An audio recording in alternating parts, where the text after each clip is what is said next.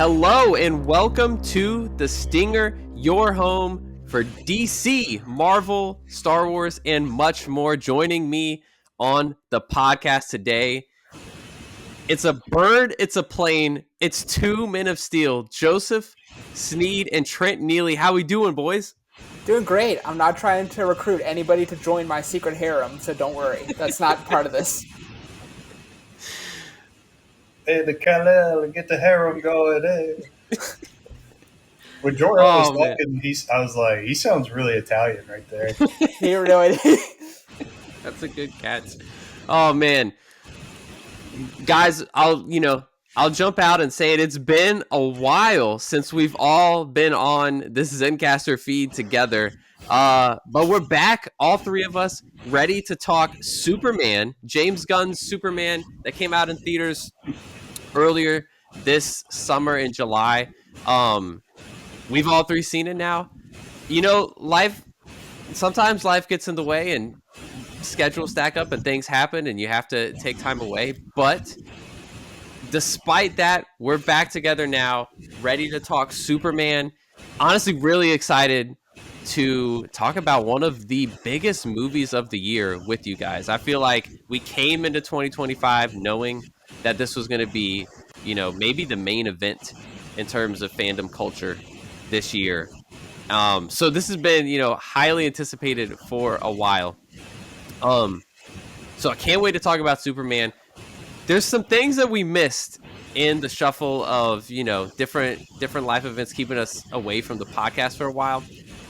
So if you are anticipating our conversations on Andor or Thunderbolts or Fantastic Four, which is hitting theaters soon, that is coming. I can assure you those conversations will happen, and I'm very excited to talk about each of those projects with you guys. But today we're here to talk Superman. Like I said, this is James Gunn's Superman kicking off the DCU, the first entry in James Gunn's new DC extended universe that he is helming over under Warner Brothers. After Creature Commandos. Oh my gosh, you're right. Yeah, technically Creature Commandos was first. But it's the first movie. This is the first real start. I would love to take I wish there was a poll. If we could have, if someone out there could have polled every audience member of Superman to see what fraction had actually seen or heard of Creature Commandos. That would be... I've heard of it. Have not seen it.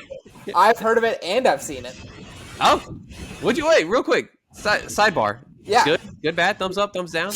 Good. It's James Gunn doing James Gunn things where it's a band of misfits who are kind of in the gray area of superheroing. So it's very like Guardians, the Suicide Squad coded James Gunn. Yeah. And there's a reason he's really good at it. But the animation allows him to do some really fun, sometimes violent, sometimes kind of gross stuff. So yeah, it's not going to be for everybody. I'll put that out there too. But I really enjoyed it. Okay, take that with a grain of salt. Creature Commandos is the first entry in the DCU. Trent liked it, so. But Superman, starring David Corenswet as Superman, Rachel Brosnahan as Lois Lane, Nicholas Hoult as Lex Luthor. That is the core. That's the big three of this movie.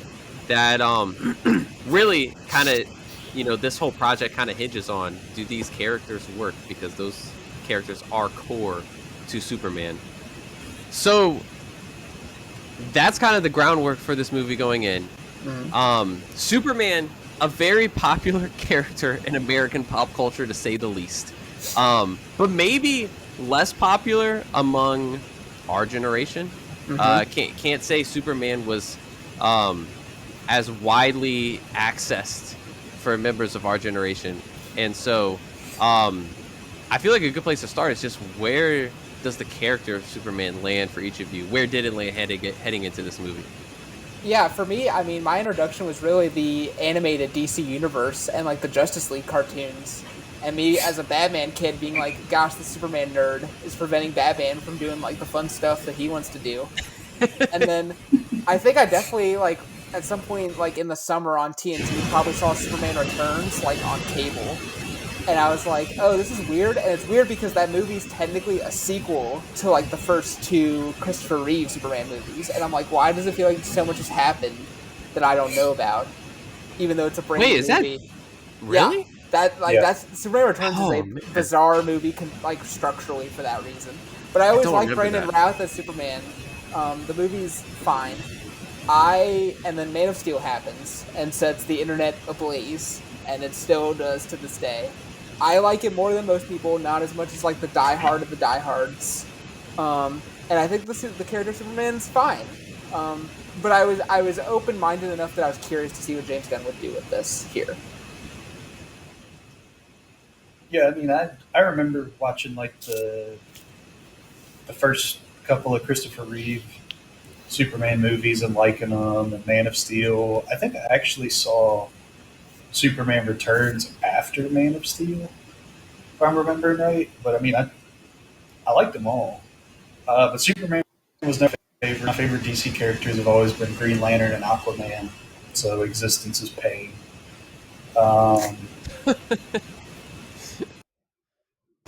Yeah, I mean, I like Superman. I really enjoyed the Henry Cavill Superman. Man of Steel was like my favorite of the Superman movies. So I had a good time with it. The rest of the DCEU, the Zack Snyder stuff, kind of up and down, to say the least. I know we had the funeral for it. But yeah, I think I was ready for more of a classic Superman, because while I liked the Henry Cavill Superman, he's very dark and angsty, and so I was hesitant because the reputation James Gunn has is with kind of the quippy and irreverent style of superheroes that works great with like Suicide Squad and Guardians. Wasn't sure how Superman was going to be, but I was excited to see it. I mean, I like Superman. It's just never been one of my favorites. I think that's a good answer, and I feel pretty similar. So, like, I have basically the same reference points to Superman that y'all do. Like, I watched Christopher Reeve Superman with my dad. I watched those movies growing up. I went to the theaters for Superman Returns. Clearly, I don't remember a lot about that. And then Man of Steel happened. But it's also like, it's not just like Man of Steel happened. Batman vs. Superman also happened, and then so did two Justice League movies. So I think Superman felt a little tarnished to me. And Black Adam.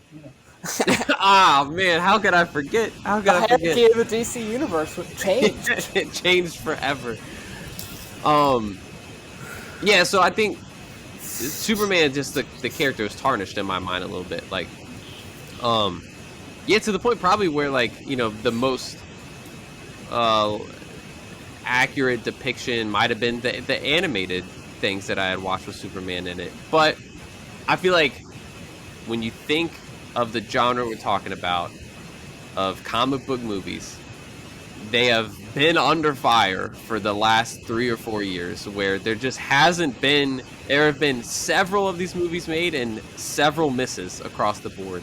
Mm-hmm. And when you think about that genre, you think like the A tier heroes that would draw people out are Superman, Batman, and Spider-Man. You could also probably say throw X-Men in there. You might be able to throw Fantastic Four in there, but like those are like the main heroes. And so Superman coming out as the first movie in the DCU by a director that we know to have made some other like really quality comic book hero films was more so. It was probably less about the character and more about like, oh, like let's show, like, this would be awesome if we got back to making good comic book movies, and we did it with one of the most integral characters in comics in general. So that's probably more what my attachment was to this character. I see Superman more as just like, a bit of a poster child for this genre of movie that we're talking about now. My second question is twofold. What were you hoping, or like what were your expectations for Superman the movie, and also the launch of the DCU? Because like we can't talk about one of those things without referencing the other. Yeah, I think for me, in terms of the Superman level, I was just like, I wanted something that felt more like classical Superman, like what I sort of imagined from the comics and the cartoons. That like this is a character who believes in hope and justice and all those kind of cliche things we associate with the character. And then for the broader DCU stuff, I was like, I just hope that this sets up a fun world for this all to happen in. And I don't even mean literally that like they needed to introduce Metropolis and Gotham and like they didn't need to, but I just like I wanted it to be a world that I could buy that like a ton of superheroes were already existing in and running around, and it makes sense to launch doing like another decade's worth of superhero stories with a bunch of different heroes that we have seen in this movie and then ones that we haven't seen yet, and it would make sense to do that. Yeah, I mean, I just want to be good. I think I've been feeling the superhero fatigue on some stuff. Like, just make it good. Like, it doesn't even have to be like a masterpiece, greatest movie ever. Like, just make it. I just want to have a good time and see Superman being like the big blue Boy Scout, being a little goofy, being a little silly, and lighthearted. And as far as for the universe as a whole, I think it's a little bit different. That I was hoping that they didn't pack too much in, so I was almost like maybe just make this just about Superman. And you know, we have the other characters, because I mean, there's a lot of different characters from the universe that show up. Most of them like more minor, like B tier or lower DC characters, but it was a lot of characters, which I ended up thinking they balanced well. But yeah, I was just hoping for something good. It's like you don't have to make this the best thing ever. Just if this movie failed, like DC as a brand is just done. At least in the movies. Or I completely agree.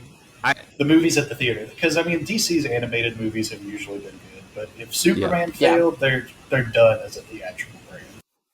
Yeah, I completely agree. Like that was the risk, and honestly, that's the like before you can talk about an extended universe, you have to have good movies that people care about. You know, like especially with big characters. You know, and honestly, like Joseph, you just said it. Feige just sat down in an interview where he was like, superhero fatigue is not real. Like it's just people want to watch good movies, and you just said that. Like I do think I think there's probably is some superhero fatigue out there. Like it got a little out of hand there for a while, but I mean, I think it is like I don't think you even have to have like just outright bad movies to get superhero fatigue, but we've just been having a lot of mid movies. Yes. And you're like, and now some of them definitely have been terrible.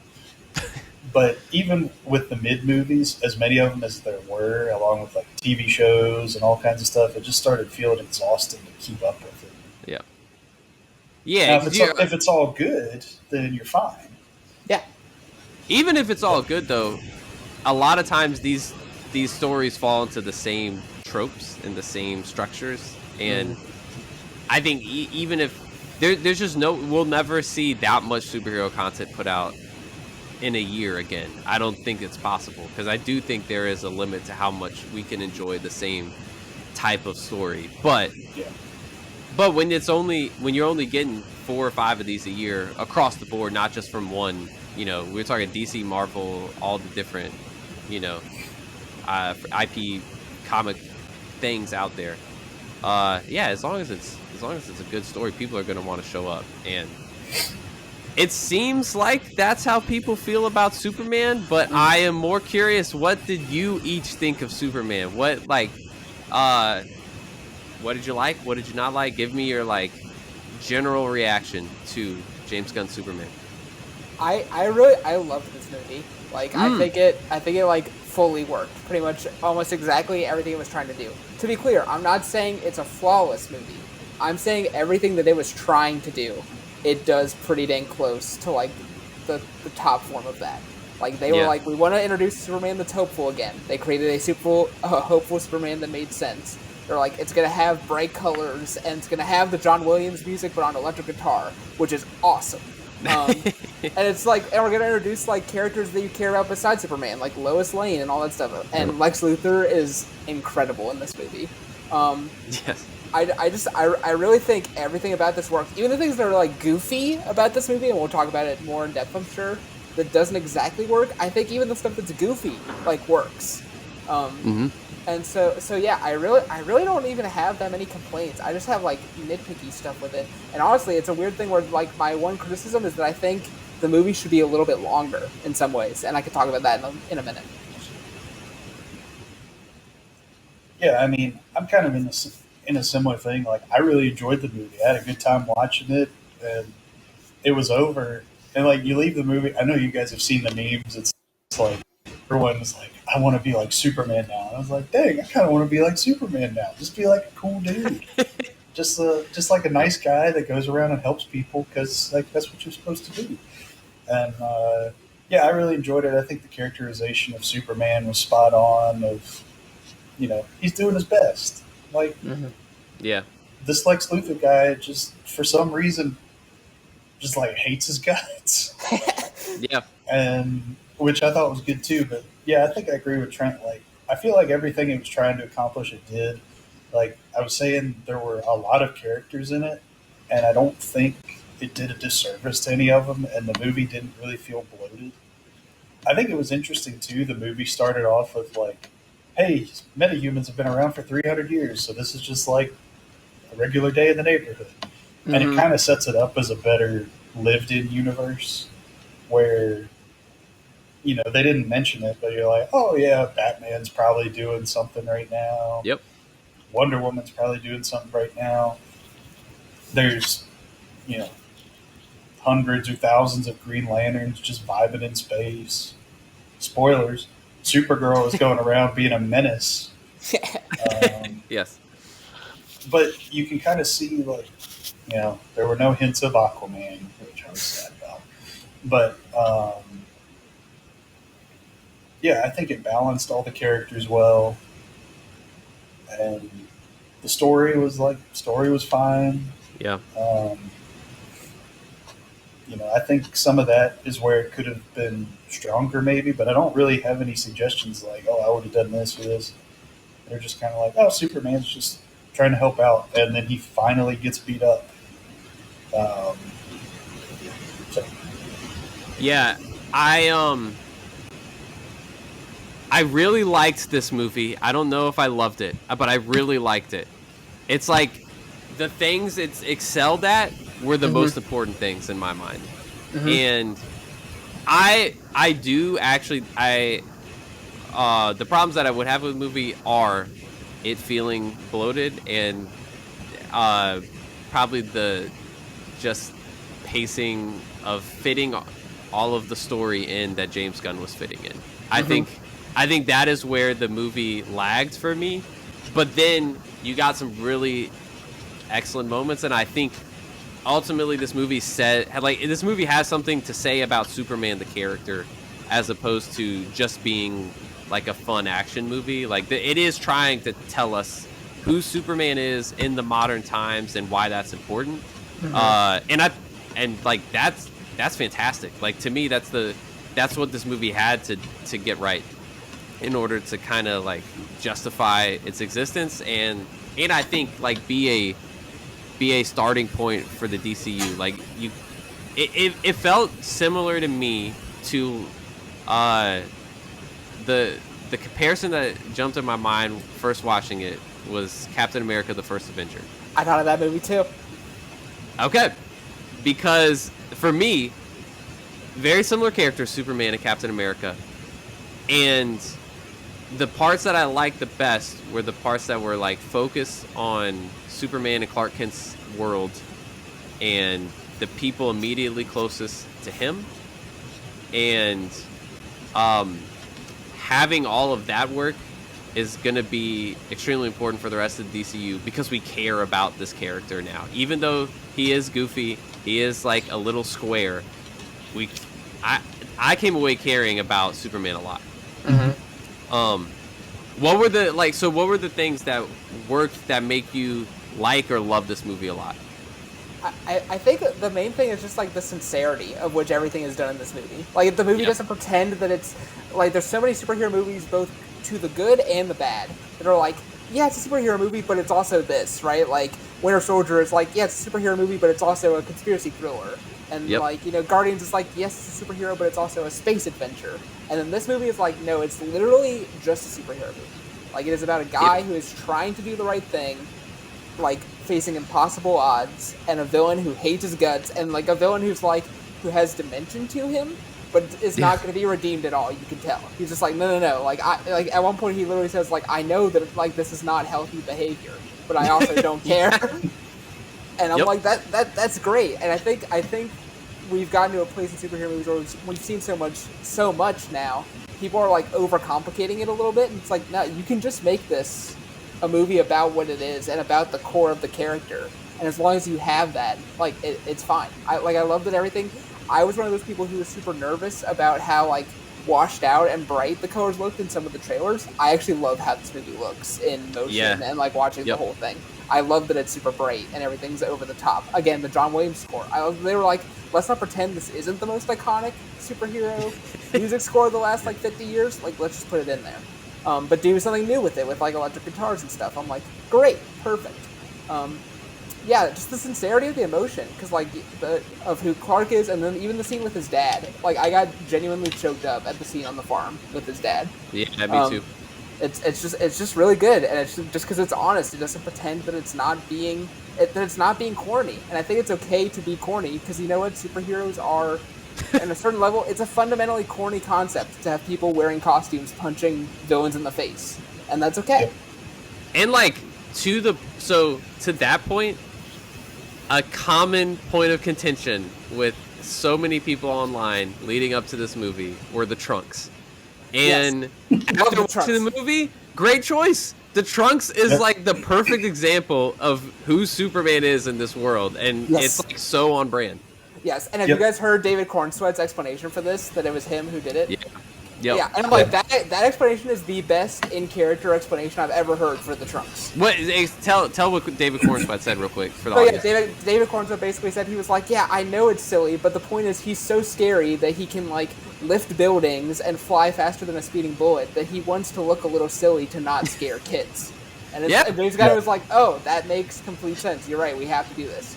And I, in addition to that, like, my thing is also, it's like, yeah, it's silly, but if you're going to do Superman thing, you got to embrace the whole thing. It's like Batman and the ears. The ears can be, like, small and discreet, or they can be big and long, but you got to put some actual bat ears on that guy, otherwise it's not Batman. Like, you got to do it.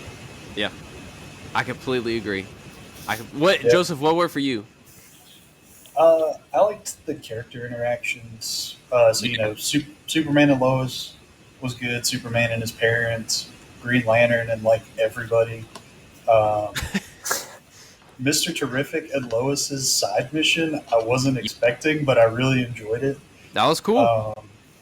Especially the part where she's like, "Dude, why is your garage door this slow?" Yeah, that was good. So I really enjoyed them. The memes about Jimmy Olsen being a ladies' man are hilarious. They're great. And I think he's the older version of young Sean from Psych. Oh, he is. Really? I think you just triggered a memory in my brain. I didn't think about that, but yeah, because I only knew him from Booksmart. He was in. Come on, yeah, so he's like the Whoa. So he's not the first young Sean. I don't think he's the second young Sean. Yeah. And so you just see him like getting up to nonsense with Gus. But I thought he was really funny, and basically like every girl was like, I need this guy, and then he ends up like getting with Lex Luthor's crazy social media influencer girlfriend. Yeah. What's that character's name? Eve. Something. I want to say Taskmaster, but I know it's not. Yeah, it's something like that though. Yeah. But I think the way the characters were written was really fun. I told you guys already, I loved that Superman saved a squirrel. Yes. Yeah. I thought it was like such a Superman thing because you always hear like, "Oh, is he saving? He's saving another cat out of a tree." It's like, oh Yeah. yeah, that's just a classic Superman thing. Yep. Yeah. I was watching an interview with James Gunn, and he was like, that was a highly debated thing among test audiences. He was like, so many people were like, this is so stupid, you have to take this out. And he's like, I took it out, and I was like, I miss him saving the squirrel. I'm putting it back in. Like, I don't care. Yeah, I really enjoyed him saving the squirrel.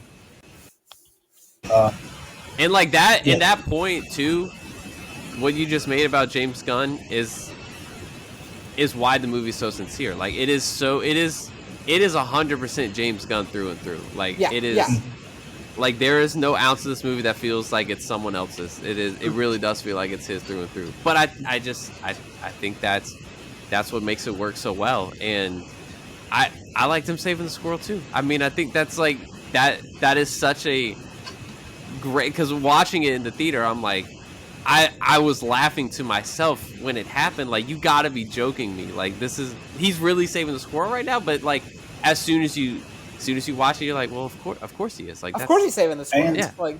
And and tries to save like the kaiju monster, and then gets angry when they kill it. Yeah, exactly. Yeah. It is so well. Like those are the parts where I'm like, yeah, that was like expertly written. Like they know this character already. They know exactly what like his decision should be on any of these conflicts that arise in one of these movies. So yeah, I think it works. Joseph, you talked about the character interactions. Rachel Brosnahan, Lois Lane, gotta give her flowers. Like she was fantastic. She's great. She was fantastic in this movie, and the chemistry between her and David Corn Sweat in this movie also fantastic. Like I think my favorite scene in the movie might be the fake interview at the beginning. Like it's so good. And James Gunn talked about that too, where he was like, that was the biggest scary thing, was like, can I put a 12-minute dialogue scene Yeah, it's Superman long. movie where it's just like two people arguing about politics and their relationship. Like, will that work? And like, I think it works. I think so too. And it's like early. I think that's what's so, that's what's impressive about it too. You get this like opening montage of Superman in a battle scene, and then you take 12 minutes to have this dialogue scene. I really liked it. It's one of my favorite moments in the movie. I actually think like one of my complaints with the movie is that we don't get enough Clark and Lois after that point. Like I think we needed to see them together more after that point, and we just don't. Things take the characters in different directions. Yeah. And then Nicholas Hoult, Lex Luthor, just immaculate. He was 150% throughout the whole movie, and it worked in every way. Yeah. Like, I literally no notes about this. Like, I'm like, everything he like said, the fact that he was like, that he had his villain rigged up like a Super Smash Brothers character, and he's yelling like video game moves to people throughout the whole thing. Perfect. The fact that he's like smashing mugs and there's immediately like, pick them up. Like, yeah. He made the little comment. He's like, I've got an army of monkeys attacking you online. And I was like, oh, he's just got a bunch of people working for him. And then he's like, these are my monkeys. And it's just like 100 monkeys, like just going crazy on, I guess, the DC's version of Twitter, just like trashing Superman. Yeah. So like, dude doesn't even use AI bots. He's like, no, you get monkeys for this. No, that's too lazy for Lex. He's like, I'm literally going to create monkeys that have the intelligence to use social media just to make fun of Superman. I'm going to make a pocket universe to imprison my arch nemesis in. Yeah. Along with everyone who's ever even said a bad word about me. Yeah, who's mildly inconvenienced to me as well. It really does like set the character up, because like obviously we're gonna see more Lex throughout the DCU, but like he pulled out all the stops in the first movie. I felt like like he created a pocket universe. Like I don't know what else he can do after that, but and an evil clone of Superman. Yes, he's like I scoured every one of your battle sites until I found a piece of your hair. It's insane. One single hair, like that is insane. I like someone was pointing out online, like the fact that he knew all the combinations for Ultraman's, different punches and moves and stuff. In the he was telling a team what to do. Yes. Because he already had it all memorized. Like, no one was choosing that for him. Like, that is insane attention to detail. He's like evil psychopathic villain Peyton Manning. Yes. He was studying that game tape so hard. Because Peyton Manning was like calling his own plays on everything. Yeah. And then you see all those battles with like Peyton Manning and Ed Reed where they were like, we put stuff on tape so they'd see it so we could try to trick them the next week. Yeah, that is a great point. That is a great comp for Lex Luthor. Evil Peyton Manning. Oh my gosh, you're right. That's exactly what he did. Oh my gosh, it's incredible. Now Lex did have more. Finally, someone had more of a forehead than Peyton because Lex was. That was crazy. I mean, yeah, the ball. Like obviously it's the comics design of Lex Luthor that gets the credit, but I mean, if they were swinging, they hit a home run, having the tech billionaire look for Lex Luthor in this movie. I mean, it was just the mannerisms and everything was just spot on. What nits do we have to pick? I'm a little bit with you, Josh, that I'm like, I could have used more Clark and Lois, but actually even more than that, I'm just like, I wanted one more like Daily Planet scene of Clark just at the Daily Planet, because it's like, I think it's weird in the movie that there's just like one little scene of him going to the office and everybody just telling him like, hey, you're bad at writing, Kent, and then like that's it, and then at the end of the movie there's like 8 of them in the Mr. Terrific spaceship, and I'm like, yeah, but I don't know any of these people except Jimmy Olsen and Lois, like. Yep. Yeah. And I'm like, I could use one more scene of him like actually doing his job as a journalist, or just hanging out with Jimmy Olsen, because that's supposed to be like his bro. Yes.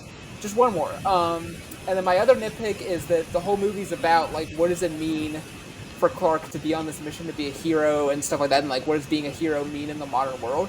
I am a little bit disappointed that we didn't get any like dialogue from any of the Justice Gang members, like the 3 of them explaining their perspective on like why they do what they do. They're just like, oh yeah, we're around doing other stuff, right? And we'll help you out if you need it, but like we don't have any point of view on any of this. And I'm like, but you do, right? Right, So they have to. Yeah, so that's what I was saying when I was like, I feel like the movie could have actually been longer, because I feel like there's just like 2 5-minute scenes, one at the Daily Planet and one more with the Justice Gang, that really rounds out those characters a little bit more. It's interesting you say that, because I would say the Justice Gang was probably my least favorite part of the movie. Sure. That might be a little bit of a hot take, because I know people love Guy Gardner. Yeah, I loved him. I would say Mr. Terrific, one of my favorite additions to the movie, but it's really because of the side mission with Lois. Like, any time the Justice Gang was there all together, I didn't really care. And it's like they served a purpose to the plot in the end by being there in the conflict on the other side of the world. Yeah. But I was so like uninterested in that at that point in the movie. Like, it was just kind of like, unless Superman's coming to save the day with the kid flying the Superman flag, I don't really care too much about this. So I felt like there were a lot of like, we could point to all of these characters and be like, well, could you take them out? Could you take this character out? Could you give less screen time to these? And it's like, I don't know what decisions we could make story wise to make this tighter or cleaner, because everyone does serve a purpose, but there's just a lot happening, and you end up, it was probably a good thing for the DCU, you end up wanting to spend more time with a good number of these characters. Like, for me, it was Ma and Pa Kent that I felt like we didn't get enough time with. Yeah. You know, when that scene of him and his dad on the farm is fantastic, and I was just like, I feel like we missed having more of this element in the movie. So, yeah. Joseph, what nits do you have to pick? Yeah, I think even more so than just like another Daily Planet or another Clark and Lois scene, just like more Clark Kent scenes. Yeah, like, I think it would have been cool. I know they had Jimmy Olsen doing it, so he'd have something to do. But if Clark had done more of the like investigative stuff on Lex to kind of figure out some of this stuff, and maybe had his little sources that he would go get. Because Clark is in like the beginning of the movie when he bumbles into the Daily Planet, and then you really don't see him Right. much. Even when he goes to Ma and Pa Kent's house, it's like, oh, Superman showed up here, and it's Clark, but he's there because he's Superman and he got hurt. Right. So I would have liked to see more of just him doing regular Clark Kent. Yeah. Oh, one thing we haven't mentioned that was something that I really liked about the movie. We haven't talked about Crypto. I'm about to say we haven't talked about the most divisive we point of doing? the whole movie. What are we doing? But before we get to Crypto, yeah, I think just more Clark stuff. I think you guys were talking about characters that we could have cut out. I mean, Hawk Girl really didn't do anything other than drop evil President Man, Right. Which, if you really needed to shade characters, Green Lantern could have done, because Green Lantern was, kind of doing that to a lot of people anyway. Yeah. I mean, I like that Hawk Girl was there. I think Perry White, the editor of the Daily Planet, was in it for like 2 seconds. I know. And the thing too was when Clark wasn't around, no one was even like, "Where's Ken at? What's going on?" Where? Yeah. They were just like, "Oh yeah, he doesn't even exist." And then at the end of the movie, when Superman and Lois go try and be sneaky, and Perry and Jimmy are outside, they're like, "So how long have they been together?" They're like, "Oh yeah, Clark doesn't even show up in this. Like nobody cares." Yep. But yeah, I think I would have liked to have some more just regular Clark Kent scenes too. So one question that comes to mind, because I think I felt this tension watching the movie, but it's like honestly just a common question anytime you're watching anything Superman, is because he's Superman, like, do you ever feel like on the edge of your seat, like someone is in peril, or Superman himself is in peril, or do you kind of like in this movie, did you ever feel like there was a real sense of danger at any moment? I did, because James Gunn made the smart choice, because like I knew that like he was gonna have Superman, like there was gonna be kryptonite in this at some point because you see it in the trailer. But like I think the fact that he has him open the movie beat up, I think like it was a very deliberate choice by James Gunn to be like, I know the number one complaint about this character is that he's invulnerable, so like let's just open it with him bloody, and it's not from like a kryptonite thing, it's just from a really strong robot suit thing. And so I think that allowed me, I don't know if I ever thought that like Superman was in danger, but I was like, oh, everything is not going to be easy for him. Like even if he can lift a building or like fly super fast, it all takes effort. And like that was more than enough for me to like totally buy into like, yeah, it's okay, he can still be superpowered as long as there's the element of effort and a little bit of like danger, even if it's not like mortal peril. Well, yeah, and then they had the scene where Lex does Russian roulette with the falafel guy. Yes. Yeah, and then like he like, it's so strange because you look at that and like, oh, how many bullets is it going to get? Oh, you got him on like the second trigger pull, and then Lex is like, well, shoot, I was hoping we could get a little bit more out of this. So then you're like, okay, well, Superman himself may danger, but the people he cares about are. Yeah. Right. Superman was really tore up about the falafel guy. I'm sorry, I can't remember his name. And then of course you have the Jar and Orion people, and they're standing there with like sticks as tanks are coming down on them. Yep. Like any number of them could get hurt. They almost just like straight up killed a kid in the middle of the middle of the field. So I think it had some tension in there because of the side characters. Because, except for Batman versus Superman, you're never going to be like, oh, yeah, Superman's going to die. No. But he can get hurt. And I think also the challenges Superman faced was, like, his reputation getting dragged through the mud. Like, everybody just hates him because of this thing that his parents said that is not really why he's doing what he does. But so I think that was where some of the tension come from. Yeah. That scene where Luthor is holding the falafel vendor hostage was probably the scene I felt it the most. Like I thought that was really, really well done. because you've also got Superman being exposed to the kryptonite in the cell. You're worried about, you know, his health in that situation. Then his friend dies right in front of him. That was one of the most effective scenes for me. Definitely in the whole movie. I think the other thing the movie did is it chose to like basically nullify Superman's powers with like decisions. Like, you can't come to the Fortress of Solitude to stop me from hijacking your parents' message because I'm sending a kaiju over here, or you can't. Right. Like, I'm going to force you to fight me as this pocket universe collapses, but you're not going to be able to go over here and solve the Baravia conflict, you know? So in both of those instances, there was one conflict I ended up just being less interested in. And I think that would be like, I was really interested in what the movie was doing with the Baravia versus Jarnpur narrative. But by that point in the movie, I'm like, I have a feeling this is just going to be wrapped up in a neat bow somehow. I'm more interested in what's happening between Lex and Superman right now. Now, with some of the Baravian stuff, James Gunn does have a reputation of giving his villains like really terrible deaths or other things that they deserve. That's true. Like, you know, the President Evil Man, Hawk Girl's just like, I need Superman, buddy. It just like drops him.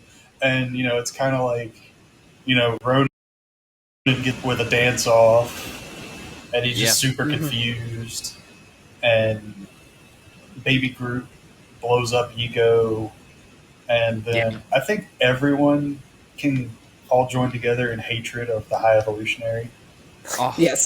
The worst of the worst, man. And he like gets his face ripped off. So, you know, he's got a history of his.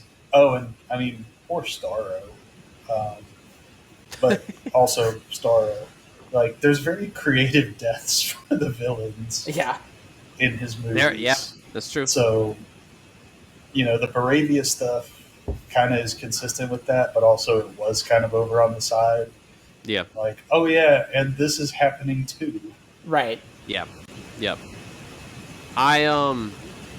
Okay, we mentioned his name and then had to take a pause, but Crypto. Loki MVP of the movie? Like, well, so this is the thing. So there was the first teaser trailer that came out, and then there was like the clip where like they just played like basically the opening of the movie, where it's like Crypto finds him in the snow and pounces on him and then drags him back to the robots. And all that. So when that clip came out in isolation, that was at my most nervous for like, I don't know, man. This is very like James Gunn humor, but like I don't know if this fits into like a Superman story. And so I was like, I don't know. And then I heard when people saw it in theaters, they're like, Cryptos in this are more important to the plot than you would think. And I was like, I don't know. And then I watched the movie and I was like, I will ride or die for Crypto. Anybody who doesn't like Crypto, like, like I was fully bought in. I really was. And it really came out of the one line where it's like, yeah, he's not even really a good dog, but he's alone. Yeah. He's probably scared. I'm like, that's it. That's all. Like, that's why. So good. It's because Superman sees himself as Crypto. Now I have a nitpick. Then you learn it's not even his dog. Okay. I'm gonna do this now. Then. All right. I actually think that because of Supergirl showing up in that cameo at the end, like it kind of undermines that thing of like, yeah, like I'm saving Crypto because he and I are alone in this, and I'm like, but you're not. Like your cousin's here, and so I'm like, I don't know if she should have been in this cameo this way, or frame it differently. I mean, it was kind of weird. I don't know. You're saying because it like. I think it robs. It cheapens the idea of him being alone. He's not alone. You. Yeah. Yep. I see what you're saying. Yeah, but she's like an absentee dog owner. Correct. He talks a few times. He's like, this is more. I can't remember exactly what he says. He's like, this is more of a foster situation. That's true, and I guess the other argument could be that like the fact that she does exist and he does have this one last piece of his family, but she's like so traumatized by it all that she just wants to get drunk and forget everything. That's like more isolating for him than if he was literally alone, I guess is the argument. Yeah, that's true. Yeah. But yeah, love Crypto. Crypto's great. Put Crypto in everything. I'm good with that. Crypto's a menace. And one of the things I saw was like, if Supergirl had been on Earth when Luthor took Crypto, Luthor would be dead. Yeah, for sure. Because Supergirl would have like destroyed the entire Luthor Corp building. We got a lot of crypto in this movie, and I think there is the James Gunn trope of putting a animal in peril, but that happens in this movie. But I almost didn't care because I just like, I guess I'm gonna buy into that every single time. Some people may not, but I fell in love with crypto from the second he was on screen. And it didn't matter to me that he was in the movie a lot because do we need him there every time? Probably not. But I was delighted to see him every single time he came on screen. Also, like, people say a lot, and so like when I heard that before seeing the movie, I was like, oh, he'll be in this for like most of the runtime, and I'm like, he's on screen probably for like 8 minutes of a 2-hour thing. I'm like, this is not the thing that some people are portraying it as. Like, really? Right. Yeah. No, not at all. I liked that he was just like a terror. Like everyone has seen those like super playful dogs that are just like way too much energy. Yeah, they're endearing, but they have too much energy. You kind of get annoyed after a while. I have one of them. Yeah, I was just thinking Crypto could be like Winston. Yeah, look. Halloween costume. I might have to put a little cape around Winston. There you go. Side note, Winston was a menace when you stayed with me here. Because for the most part, we just sat on my couch and watched TV. Yeah. Haley were out. And I got up to I think I got up from my couch to just go set something in my room. Yeah. Which was 8 feet away. And when I turned around, Winston was in my spot that I was just sitting on the couch, all curled up. And he does that, man. Like, dude, what are you taking my spot for? And then he claims that it's like you can't get up. It's not safe. He will find a spot. He has a favorite spot on the couch now at home, and there was something literally just a purse taking up part of the cushion of the couch, and he started barking at it until one of us until Haley moved it off the cushion. So that's just a little crypto energy there. There you go. I mean, you could be Superman and Haley could get a Supergirl costume. You could get a baby Superman. There you costume. Go. All right, I'm feeling this idea. All right, something I feel like we got to hit on real quick before we're done. Two that we didn't yet, because I'm curious to y'all's opinion. Controversial thing that happens in the movie is Superman's parents. Yeah. So the message we believe to be is that they sent him, Jor-El sent him here to have his harem and to conquer Earth. So that is a big departure from the typical Superman lore that we get. Yeah. What do you guys think of what they chose to do here?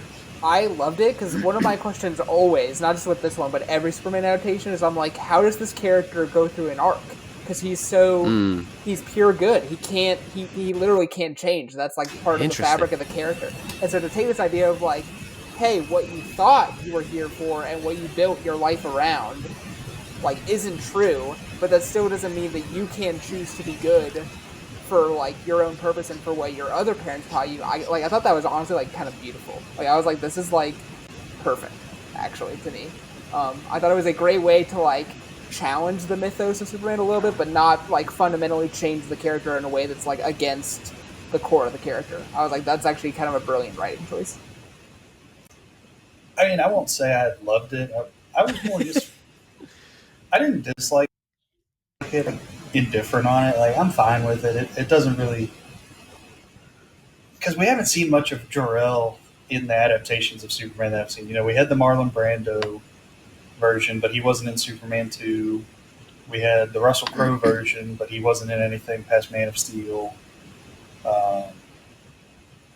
And then I think he was in Smallville, but I haven't seen Smallville. So I was just like, this doesn't mean a lot to me. Now, I have been seeing some talk online. That was what his parents are like. I wonder what Zod in this universe is like, because his parents are already crazy. And they're usually seen as the normal Kryptonians. I'm interested to see if Supergirl, the movie, does anything. I don't think they'll go back on this decision, but just to say, hey, maybe all of the Kryptonians aren't like alien supremacists. Um, maybe some of them are okay, or maybe Kryptonians as a whole suck. I I don't like the idea that just every Kryptonian is terrible, because Right. I think that goes against kind of the theme of like, hey, it's your choices that matter. Yep. And then they're like, nah, if you're a Kryptonian, you're just like insane. But I mean, I was fine with it. It didn't do anything either way for me. I feel similar to you, Joseph. But Trent, you might have just sold me on it with your explanation, because I can see where that provides more of an arc for Superman than previous movies have. I think it really is just like, it's not like Joseph, like you said, we haven't spent a lot of time with Jor-El in other Superman movies or media, but something, like, even still, something subconsciously I knew that was like a departure from the lore that I was accustomed to. And I think that was a stuck point for me in the movie. Well, the other thing is, like, I wasn't sure really, I mean, and maybe this is just the society we live in, I still wasn't sure whether it was being falsified in the news or not. You know what I mean? Like, I just... James Gunn, because I watched a big interview that he did where he talked a lot about this movie and then DC in general. He's like, I've had so many people in test audiences, and then since the movie came out, debate whether it's real. And he's like, I have three characters literally tell you that it's real, right, on purpose. He's like, I have the Pentagon people say that they're experts. Yep. I have Mr. Terrific saying that that it's experts and they wouldn't lie. And then he's like, and the kicker should have been, I have the villain tell, like, the evil president guy tell Lex, like, oh, good job faking that. And Lex, when he could have any reason to admit it, he says, like, no, that's not fake. That's actually what we found. And there's no reason for him to lie there. Yeah, and even if he wanted to be like, oh yeah, we have this great fake technology, he's like, yeah, it blew my mind that all I had to do was literally listen to what his parents said, and they sunk it. Yeah. So I never had a point in the movie. I mean, at first when everyone in the movie's like, "Is this real?" I did. Yeah, for like half a second. Right. And then when when Lex confirmed it, I was like, okay, so this is real. Because even with Mr. Terrific, I was like, okay, he's got his sources. I don't know that he has looked at it himself, but I'll trust him and just think it's real. And then Lex comes out, it's like, oh yeah, that is definitely real. This is a bad thing right now. It does go against like what we've seen of Jor-El, because it's like a completely opposite one. Because the Russell Crowe Jor-El was like, you need to lead these people to make them better and draw them to hope and to be better versions of themselves, and you can be their like paragon of virtue that they see and lead them. And then this Jor-El is like, subjugate them, get a harem, and have a bunch of babies. So it's crazy. It's a wild choice, but I think it could work. I do think it could work long term. My last question before we wrap up is, how do we feel about the future of the DCU after this movie? We have Supergirl coming out next summer. We have Lanterns dropping on Max sometime next year. Clayface, I think, as well. So those are the known projects that are definitely happening, and have various. Those have Peacemaker season 2. That's right. Those have also had a cameo in this movie. That was pretty great. Incredible. Great.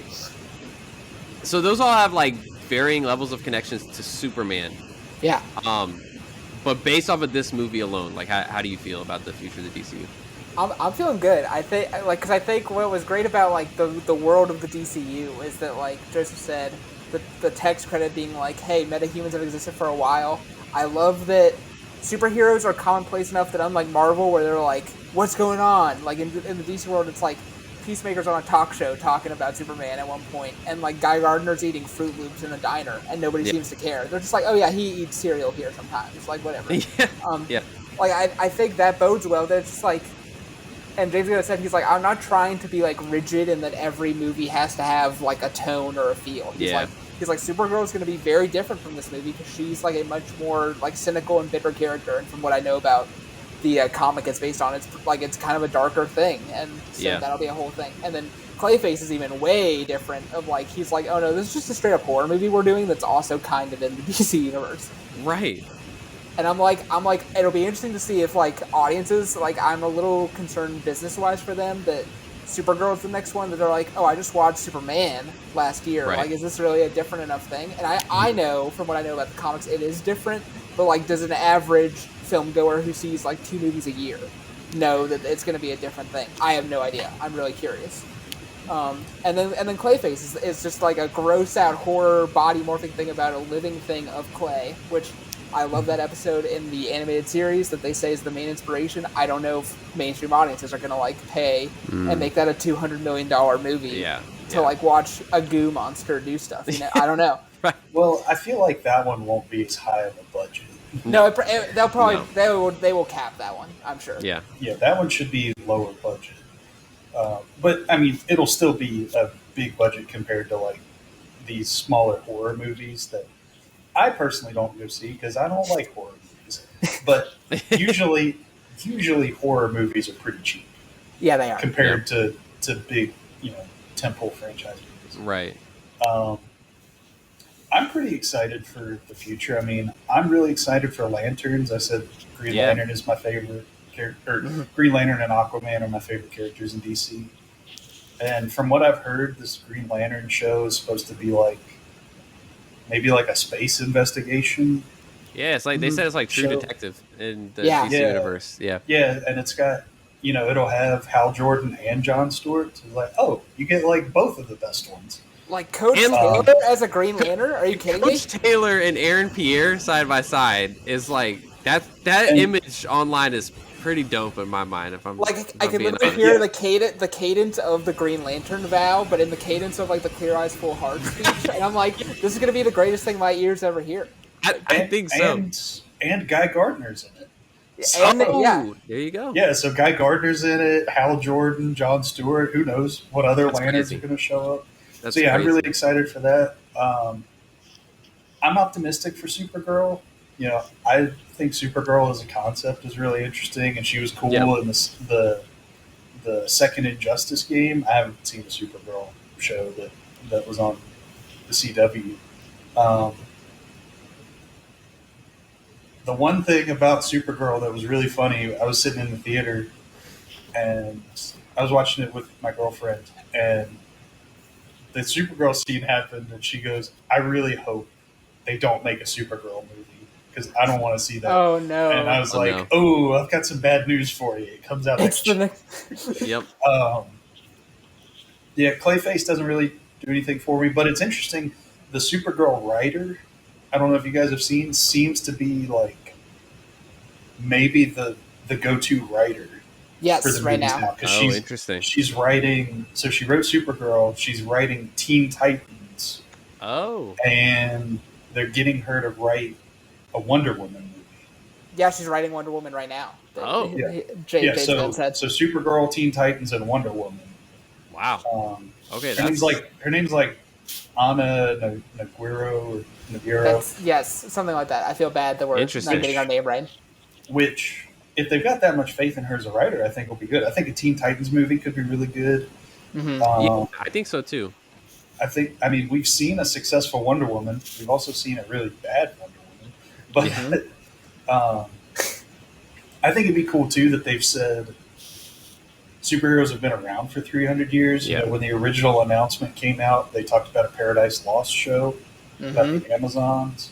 I think that would be cool. There's scenes in the Hall of Justice, which I love as a fan of like the 80s cartoon.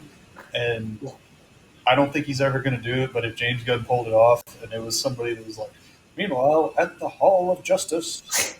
And I think that would be hilarious. But I think if they have images up of maybe like the Justice Society, so like the Jay Garrick Flash and some of like the World War II era heroes, I think that would be a really interesting movie. Yeah.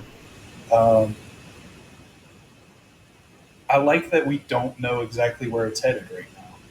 No, And, I mean there's been the fact that the Agreed. Peacemaker is like its own weird R-rated, very like adult show, but that James Gunn keeps saying in interviews. Now, granted, maybe he's just trying to hype it up, but he said he's like, this is a direct sequel to Superman. He's like, characters and plot points from Superman will be in That's so Peacemaker season interesting. 2. yeah, Because- and I mean, we're getting a Waller TV show. Mhm. Uh, They just I thought they confirmed. canceled that one. No, I think it's still in development, and then Booster Oh. Gold. They reconfirmed Booster Gold is in development like today. Yep. Wow. Obviously, we're gonna have their version of Batman. Although Yes. I think they've said it, they won't release 2 Batman movies in a year. Mm-hmm. I But- still, and- I'm calling BS on that. I don't know. I After, What you think? After What you think? watching, after watching Superman, I'm like, Pattinson doesn't fit in this. see. But like that makes me want that. Like I want to see them try now. Like that makes me want that more. I completely agree. This might have to be a topic for another podcast, but Yeah, I am so passionate about there not being 2 Batmans at the same time. I think it's a horrible idea. And it was an interesting thing where I watched the same interview I was watching with James Gunn. He was like, so the interviewer asked him like, what director who isn't in the DCU currently do you want to be in the DCU? Matt Reeves was his answer. He was like, Matt Reeves technically hasn't done it yet, but There you go. Because they're getting the guy that directed The Flash to do The Brave and the Bold. right. And I'm like, if Batman 2 comes out and it's incredible, and Brave and the Bold comes out and it's not And very it sucks. No one's gonna care about that Batman. yeah, that Batman is going to be just dead. Which, I would like to see Nightwing get a movie. I would love to see That'd be Nightwing. And That would be really cool. They've also been floating ideas about a Mr. Terrific show and a Jimmy Olsen show. Mhm. Which now that I've seen Jimmy That Olsen, would be too much. though, I could be like, you know what? I would watch Jimmy Olsen one right now. It would be if they did it. I think it would be interesting. And obviously, It'd be It'd be funny. Obviously, I'd watch a Mr. Terrific show. But I like that, and Comic Con is this weekend, so maybe we. That's true. That's true. We'll probably get some news this weekend. But I like that we don't know where everything is headed right now. Yeah, me too. Like there's not a unified story that they're already set on ending with. I think they're just going to figure it out as they go. So Right, obviously, like there's I'm sure they're planning on doing a Justice League movie. Yeah. Right. But- Yeah. they don't have it all lined up yet. Of okay, we're doing a Justice League movie in 2031, probably. Right, like in the same interview. Sorry, I keep bringing it up, but it's important because he talks about a lot of stuff. Like, sorry, Joseph, bummer for you. He was like, I don't think you'll see the Flash or Aquaman for at least like 2 years. So like he's like, we're not rushing to get those like main characters like immediately out on screens again. Yeah. I would also like to see a more traditional Aquaman. Even though I like Jason Momoa, I would like to see a more traditional Aquaman. I almost feel like this DC, like if I had to make a prediction right now, like how successful will the DCU be? I almost think it's not going to be as successful as doing the episodic storytelling over multiple movies that the MCU did, but the quality of the individual movies could be better. Yeah, I'm a little worried that at least to me, like if we were planning out a cinematic universe that is supposed to weave and tie together, I'd be a little worried that we're like not sure where we're going towards or who's even going to make up the Justice League roster by the time this thing happens, but James Gunn, his rule is that there has to be a completed script before a movie goes into production, and Which I think Doomsday still doesn't have. right, exactly.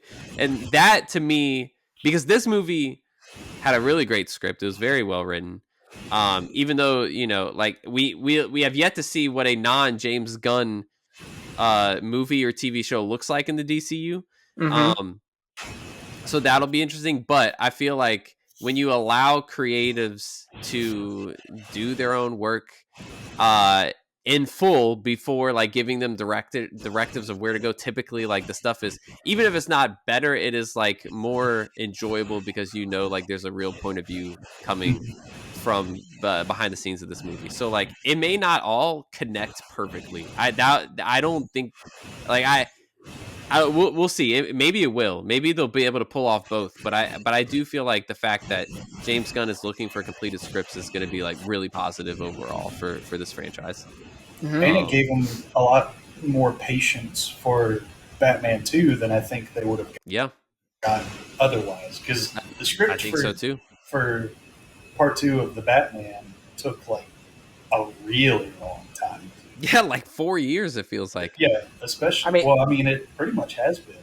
Yeah, 3 years. And, 3 years. I mean, it's been 3 years since the first one came out. Yeah. Yeah. Was it 21 or 22? 22. And Reeves has probably been writing part 2 since then or before. So you know, even if we give him a couple months off, end of 22, start of 23, he started writing this. And I mean, we did have the Penguin. That's true. And we did have a writer's strike, so he wasn't allowed to write for a period of time. That's true. Well, any last thoughts? We're gonna do just a quick wrap up here. Any last thoughts on Superman, and then a grade for each of us. Trent, I will start with you. No, this is everything that this reminded me in a way of this at the core is why I love superhero movies. They're fun. They're about characters who are complex, but also it's just about a journey and a good time and a little adventure, and all of it worked. And I actually this is one of those ones where I'm am I gonna go see this in the theaters again before it goes out? Okay. Yeah. So I'm a solid A on this one. Wow. I really enjoyed this. Yeah. Okay, solid A for Trent. Yeah, the hiatus is snapped with an A. That's great. All right, go ahead, Joseph. I really enjoyed the movie, and I'm a little bit like Trent too. I don't think I will, but I was like, I kind of want to see this again in the theater. Yeah, I had a really good time watching it. I'm excited for where the story's going in the future. I really want to see Superman again soon. Not to the point that it takes away from Supergirl, but I kind of like to see him show up for a scene or two in the Supergirl movie. Yeah. Because I think it makes sense, and I would just like to see him again. But I think I'm going to go with Trent too because of the pressure that the movie had on it. Like we were saying at the beginning, if this movie was bad, DC is dead at the movie. They might still get a good, or DC except for Batman, right? Because a Batman movie is always going to suck. But you wouldn't be getting a Supergirl movie. I mean, it would probably still come out, but it would bomb. You wouldn't be getting Clayface. You wouldn't be getting a Wonder Woman movie or a Teen Titans movie. It'd be done. So I think because of the pressure that was on the movie to succeed, and it did, I'll give it an A. Wow. Yeah, I mean, you're right. The pressure was extremely high for this movie. I think, all in all, really liked it a lot. I have hangups about how much was put into this movie. I mean, there's a lot of social commentary happening in addition to introducing a bunch of new characters, trying to set up a universe.